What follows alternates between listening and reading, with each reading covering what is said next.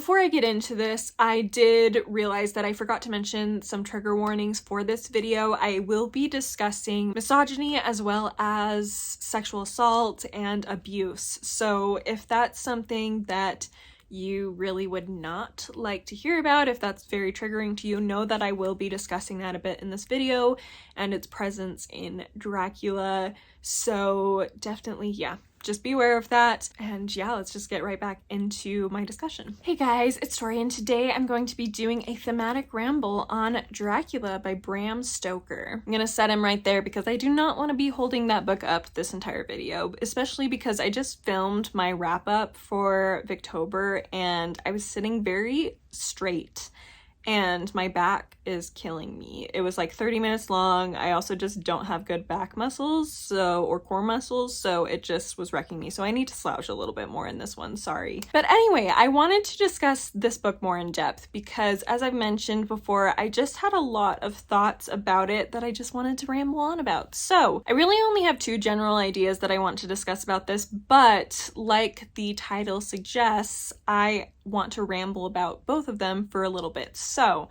let's just get right into this, starting with the misogyny in this book. So to preface, I'm not one to really nitpick too much about this subject in classic literature because it was just a different time. They had a different approach to women, and a lot of it, even though I do feel like it's unfortunate, a lot of it can be unfortunate and very objectifying of women. A lot of their characters can tend to be flat, or there are certain societal expectations that are placed on the characters to make them more enjoyable for the people of the time. However, a lot of the time, in my mind, I don't think it's fair to get too angry about it because a lot of these authors weren't trying to be mean to women. Like, they weren't trying to tear women down. It was just a lot of society's influence and views, not just from men to women, but also women amongst themselves. It was just a different time and different expectations, different standards than we have now. So even though I obviously recognize it does not match how we view things now, and I'm glad that I live nowadays as a woman versus back then in a lot of ways, it doesn't necessarily, I don't get angry about it or really bugged by it like many other people might. However, this one did upset me, and a lot of that had to do with the fact that Mina as a character I really liked at the start. I found her really interesting. I thought she had a lot of potential to be a very interesting character. I had heard other people mention that even though the men treat her not super well, she actually was the one that comes up with a lot of the ideas, which is true. However, I felt like Bram Stoker created this great character that had so much potential to have a lot of depth and a lot of interesting personality, a fun person to follow. And then the moment she meets Van Helsing, Dr. Van Helsing, she suddenly becomes so one-dimensional and so uninteresting. We get hints of her potential for interest throughout the book still. But she could have gone so much further as a character. She could have become a favorite character of mine if Bram Stoker had let her. But instead, as soon as Dr. Van Helsing gets there, the whole book, it's not like they're treating her as lesser than. It's not like they're treating her as, oh, you're just a woman or anything like that. No, instead they idolize her. But it's to the point where it feels like she's being objectified. Like, all she is this figure to be worshipped almost, and she's so great because she's just a great woman. She's just a good woman. That was the other thing. There was one scene when Dr. Van Helsing first meets her where she shows him her journal and shows, look, I wrote everything down. I wrote all my experiences down so you're able to look back directly on my thoughts at the time and how I viewed things at the time and get as much detail as possible for what you're trying to do, figuring out this mystery. And his response, instead of, like, a normal person in that situation would have been like, wow, I'm so impressed by your memory, or, oh, that's so great, thank you so much for doing that, or even just like, you're so smart, even intelligent to have been able to write it this way with so much detail. It ended up being so helpful, so great job, like, in that. Instead, he says, you're so good. And to me, well, that's not like a bad thing to say about someone. It's not like he's being rude. It's just the way it's done in that context. It was very odd. Like, a normal person would not go to that as the compliment for what she was doing. And it just kind of felt very condescending, like, oh, what a good girl you are. You're such a good girl. What a good girl. You're such a good little woman to have done this. Whereas if it was a man doing it, you would have just been like, oh, great. Or like, thank you for letting me read this or whatever. But for a woman, it's like, oh, you good, you sweet little thing. And it was just very condescending and just, ew, it rubbed me the wrong way. That was the first thing. Well, okay, there was something a little bit before it that rubbed me the wrong way, but that was the first thing that really stood out to me, and I was like, that was weird. The other thing that bothered me was actually with Lucy as a character, where she first meets Dr. Van Helsing, and even in her, you can tell she's not quite as down to earth as Mina in a lot of ways. She's a little bit more, I don't want to say airheady because that has a negative connotation, but she's maybe a little more focused on fashion and men, whereas Mina is a little more focused on intellectual pursuits than Mina is, which isn't bad. None's better than the other necessarily. It just was their differences in personality. However, Lucy still had enough of a voice that was interesting that I did really like when we read from her perspective. However, when Dr. Van Helsing is there, she is described as like almost like a child, like she's pouting and she's like, oh, that's not a flower, when he gives her the garlic and stuff, and it just, ew, it was just weird, especially because I think my biggest issue was the fact that when we were in the perspective of these women, they came across as real people, they were very interesting, but as soon as we read about them from the perspective of one of the men, it was very idolizing them or making them into a child, and I just really hated it. And then with Mina, from the moment she meets Dr. Van Helsing on through with all of these men, she's constantly, every time we're in her head, she's thinking about, oh, I need to comfort these men, or oh, these men are big and strong and brave. And so the men, I mean, honestly, it can be very character flattening for the men as well to just be like, oh, look at these big, strong men all the time. But there's at least a little bit more humanization for these men with kind of some of their emotions and stuff that are involved.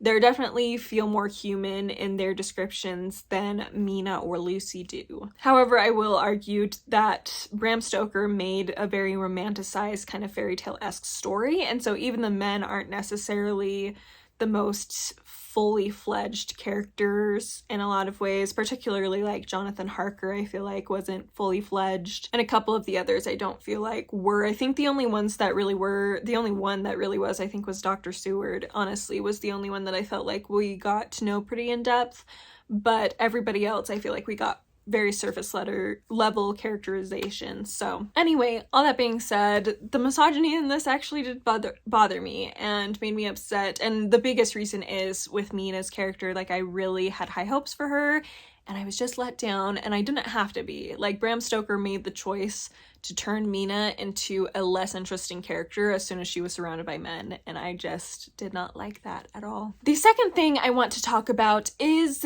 the symbolism regarding sex in Dracula. I had heard before reading this, not in depth, I hadn't like researched it or anything, but I had heard people talk about a lot of the symbolism of like sexual awakening, coming out sexually, particularly as women in this book with the way Dracula attacks and things like that. So going into it, I had that in the back of my mind, and so I was kind of thinking about that, seeing how I felt about it, and having that in the back of my mind when I was going into this actually made me really uncomfortable, because I think if that's like the case, if you're looking at it through that lens, it does not feel like a sexual awakening. It does not feel like a sexual coming out. It feels like for these women, it's actually assault, because we start off with Lucy being the first one that we really see getting attacked by Dracula. And she's asleep. She has a sleepwalking condition, and she's sleepwalking, and she basically is drawn to Dracula. He mesmerizes her and pulls her in, lures her in, and then attacks her. And so if we're looking at this through kind of that symbolism of sexual relationships, then, you know, this would be assault. It's non-consensual. She does not consent to this. She's not in a state to be able to consent to what Dracula does to her. So it kind of feels more like an assault. And then it kind of turns into, in some ways that got even worse, at least even more uncomfortable for me as I read along, it kind of becomes a cycle of abuse situation. There's a lot of discussion of Lucy just not being herself anymore. Like, she's changed, she's a lot more tired, she seems a lot more depressed. Obviously, that is something that goes along with assault. I don't necessarily know that that's what Bram Stoker was going for, but this was written around a similar time, I'm pretty sure, to Tess of the D'Urbervilles, which is also very much about that topic. And so I wonder if it's kind of just a conversation that was starting a little bit more in certain circles. And so it's possible Bram Stoker did intend a little bit of that, particularly as we go along. Lucy, first of all, the cycle of abuse thing I brought up because she obviously becomes a vampire herself and starts attacking children, which, like I said, this gets really dark and extra uncomfortable to think about. But she does start attacking children, and these children she's also luring in, and it's very much that cycle of she was assaulted and treated this way, and she's changed, she's become depressed, and then she starts becoming bitter and angry. And it's discussed that in her face when she's sleeping as the dead, she looks different. She doesn't look like herself, and she looks scary. And so then she starts attacking these children, and it's not until we have, interestingly enough, Dr. Van Helsing, a doctor, and her fiance, the man, or the person, honestly, she loves more than anyone else in the world at this point, are the two people who are able to help her get out of that. And when they've helped her by stabbing her and, I believe, cutting off her head, I can't remember exactly how they do it, but she looks like herself again. She looks more at peace. And so, again, especially on that, I don't think Bram Stoker necessarily probably meant it that way, because, I mean, the idea of psychologists was very much in its budding stages at that point. But it is interesting that it's a doctor and her most trusted, the person she trusts the most, who are able to help her become herself again. We then see a similar thing happen with Mina, where when she's attacked by Dracula, first of all, it's non-consensual because he is causing her to fall asleep so that he can attack her. And then we also see him force her to suck on his own blood. And that scene is very, ew, I did not like that scene at all, especially with this on my mind, but just in general, it was just very uncomfortable. But it was just that almost forcing her to feel like she is one of him, like him, that this is who she is now and she can't change it.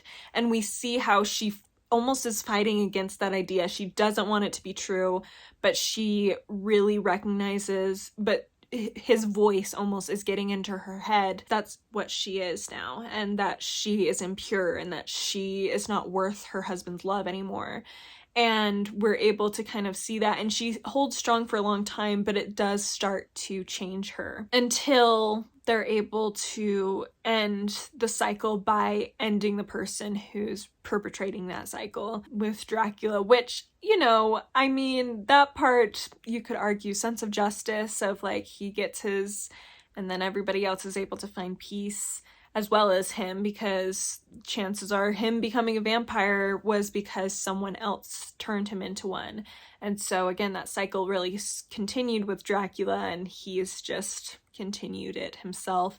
So very interesting to approach it that way, very heartrending to approach it that way, but it is something that really stood out to me, particularly with having that idea of symbolism in the back of my mind as I was reading. I would love to know what Bram Stoker thought of this topic, if there's anything out there at all about it, especially because, like I mentioned, it was written around the same time as Tess of the D'Urbervilles, which is definitely about that topic. And so I wonder if that was just a conversation that was starting to go on a little bit more. Likely it was. I feel like that was the kind of conversation that was starting to crop up at the turn of the century. So anyway, that is really all I wanted to discuss in regards to this book. So not a lot of points. Some of my thematic rambles, I have a lot more points, but it was some stuff that I did want to discuss, kind of bring up, see what your guys' thoughts are. Please comment on this video, because I do want to know how you feel about it, if you feel like I'm on an interesting or possibly correct track, or if you have a completely different